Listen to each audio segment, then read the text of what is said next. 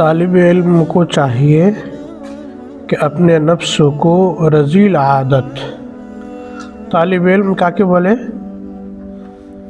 যারা ইলম অর্জন করে, ইলম শেখে, ওদেরকে কি বলে? তালিব ইলম বলে।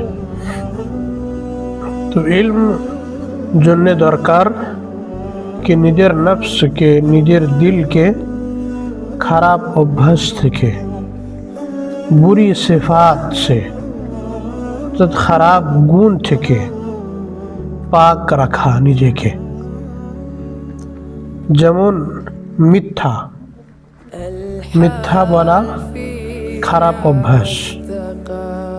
যে ব্যক্তি মিথ্যা বলে ওর মুখ থেকে গন্ধ বার হয়, ওর গন্ধর কারণে ফেরেশতা দূরে সরে যায়।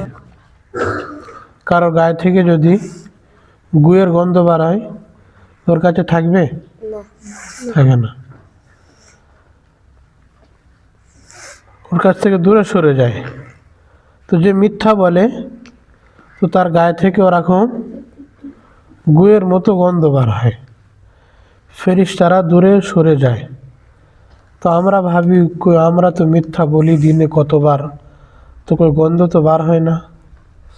তো যে গুয়ের মধ্যে ডুবে থাকবে তার গন্ধ সে নিজে বুঝতে পারে না।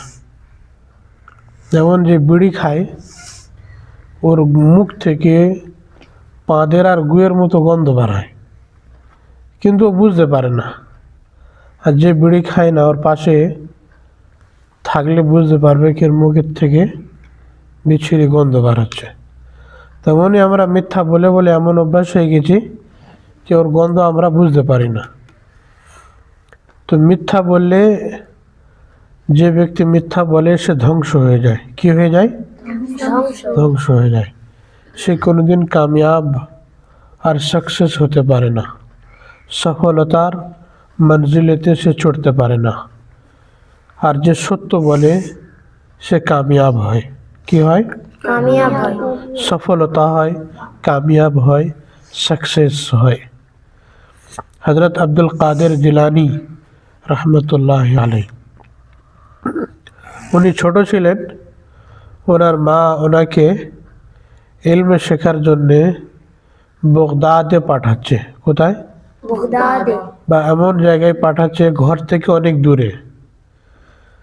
কিছু লোকেদের সাথে ওনাকে পাঠিয়ে দিয়েছে, ওখানে গিয়ে কি করবে? ইলম শিখবে। তো রাস্তায় ডাকাত ধরেছে।